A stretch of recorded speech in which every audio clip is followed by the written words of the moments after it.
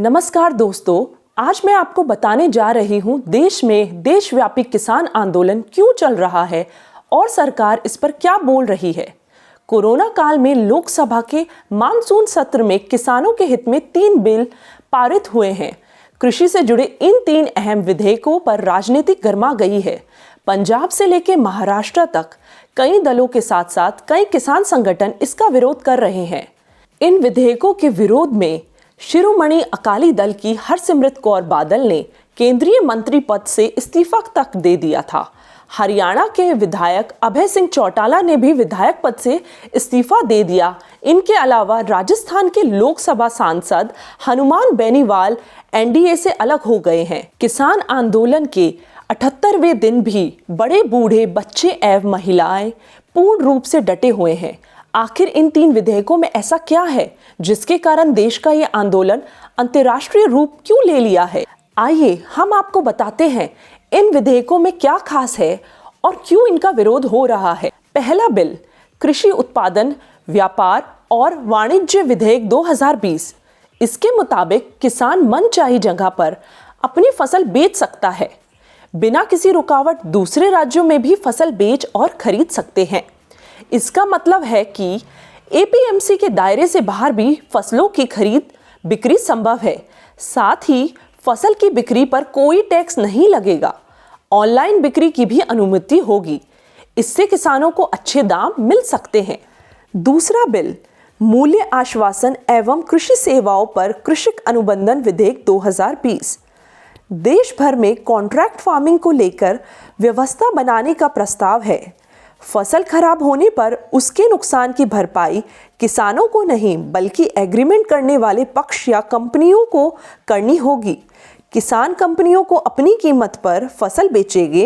इससे किसान की आय बढ़ेगी और बिचौलिया राज खत्म होगा। तीसरा बिल आवश्यक वस्तु संशोधन बिल। आवश्यक वस्तु अधिनियम को 1955 में बनाया गया था।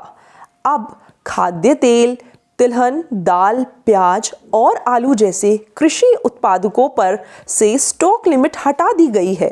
बहुत जरूरी होने पर ही इन पर स्टॉक लिमिट लगाई जाएगी। ऐसी स्थितियों में राष्ट्रीय आपदा, सूखा जैसी अपरिहार्य स्थितियां शामिल है। प्रोसेसर या वैल्यू चेन पार्टिसिपेंट्स के लिए ऐसी कोई स्टॉक लिमिटेड लागू नहीं होगी। उत्पादन, स्टोरेज और डिस्ट्रीब्यूशन पर सरकारी नियंत्रण खत्म होगा। तो क्या है विरोध की वजह? किसान और व्यापारियों को इन विधेयकों से एपीएमसी मंडियां खत्म होने की आशंका है। कृषि उत्पादन व्यापार और वाणिज्य विधेयक 2020 में कहा गया है कि किसान अब एमएसपी मंडियों के बाहर किसी को भी अपनी उपज बेच सकता है जिस पर कोई शुल्क नहीं लगेगा, जबकि एमएसपी मंडियों में कृषि उत्पादकों की खरीद पर विभिन्न राज्यों में अलग अलग मंडी शुल्क एवं अन्य उपकर है। इसके चलते आढ़तियों और मंडी के कारोबारियों को डर है कि जब मंडी के बाहर बिना शुल्क का कारोबार होगा तो कोई मंडी आना नहीं चाहेगा।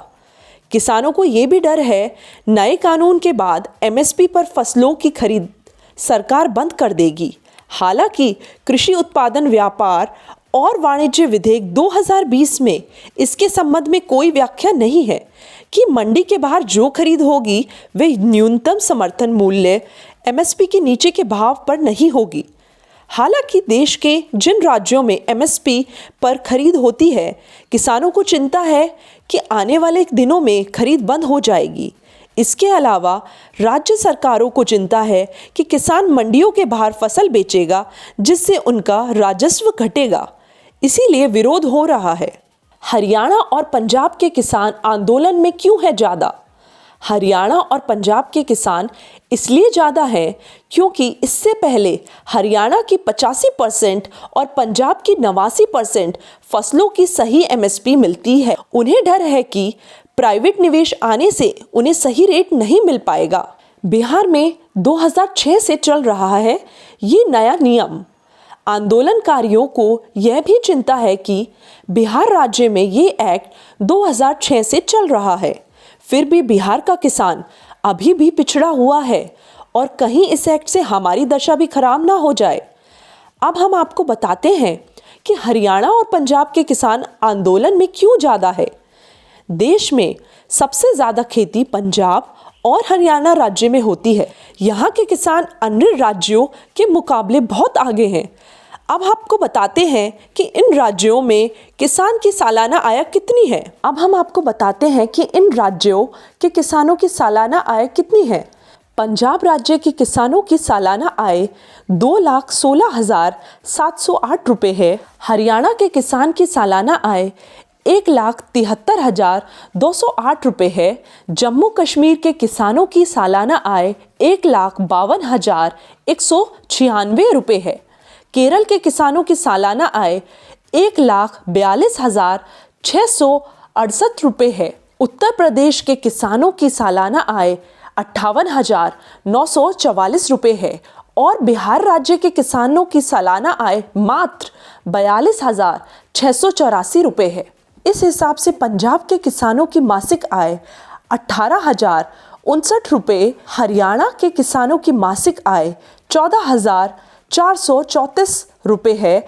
जम्मू कश्मीर के किसानों की आय 12,683 रुपये है। केरल के किसानों की मासिक आय 11,889 रुपये है।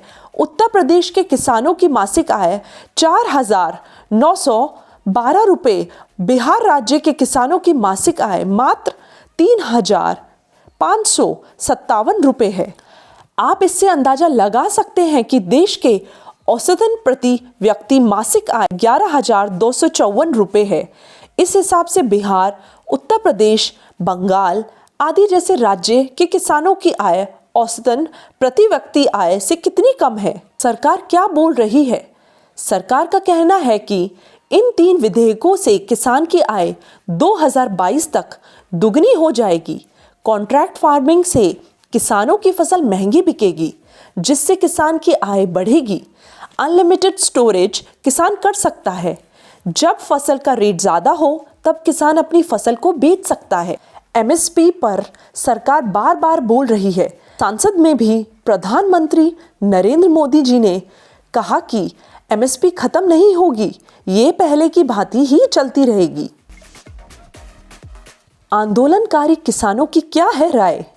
किसानों का कहना है कि इस नए कानून से किसानों का कोई भी फायदा नहीं है। इससे बड़े बड़े कारोबारियों का ही फायदा होगा। देश में 75% किसान 2 एकड़ से कम जमीन पर खेती करने वाले छोटे किसान हैं, जिन्हें इस एक्ट से कोई भी फायदा नहीं है। कोई भी किसान ज़्यादा स्टोरेज नहीं कर पाते हैं। अनलिमिटेड स्टोरेज से बड़े व्यापारियों का ही फायदा होगा, जिससे आम जनता को नुकसान होगा। बड़े बड़े कारोबारी फसल को किसानों से लेकर स्टोर कर लेंगे और उसे महंगे दाम में बेचेंगे, जिससे देश में बाहर काम कर रहे लोगों को महंगाई का सामना करना होगा। एमएसपी पर किसान को चिंता है कि हमारी फसल की सही एमएसपी नहीं मिल पाती है। प्राइवेट निवेश आने से सरकारी मंडी बंद हो जाएंगी। किसान एमएसपी पर कानून चाहते हैं कि सरकार जिस रेट पर हमारी फसल लेती है, प्राइवेट कारोबारी भी हमारी फसल निर्धारित एमएसपी पर ही खरीदे। देश के प्रधानमंत्री नरेंद्र मोदी जी ने किसान आंदोलन के 75वें दिन संसद में बोला कि ये जो नया एक्ट आया है ये ऑप्शनल है। किसानों को फिर भी चिंता है कि केंद्र सरकार के द्वारा लाए गए एक्ट संपूर्ण देश में लागू होते हैं। आंदोलन कर रहे किसानों की मांग है कि तीनों बिलों को निरस्त किया जाए, फिर से नए कानून बनाए जाए जिसमें किसानों की भागीदारी हो। साथ ही साथ एमएसपी पर कानून विधेयक लाए जाएं। आगे सरकार और किसान की सहमति किस बात पर बनेगी, ये समय ही बताएगा।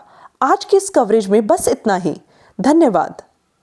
नमस्कार दोस्तों, मैं हूं आयुषी गुप्ता। अगर आपको हमारी यह वीडियो पसंद आई हो तो लाइक करें, कमेंट करें और शेयर करें। और हाँ, हमारे चैनल को सब्सक्राइब करें और फॉलो करना ना भूलें, ताकि आप कोई भी खबर मिस ना करें। तो जुड़े रहिए हमारे साथ और देखते रहिए न्यूज़ 17 हिंदी।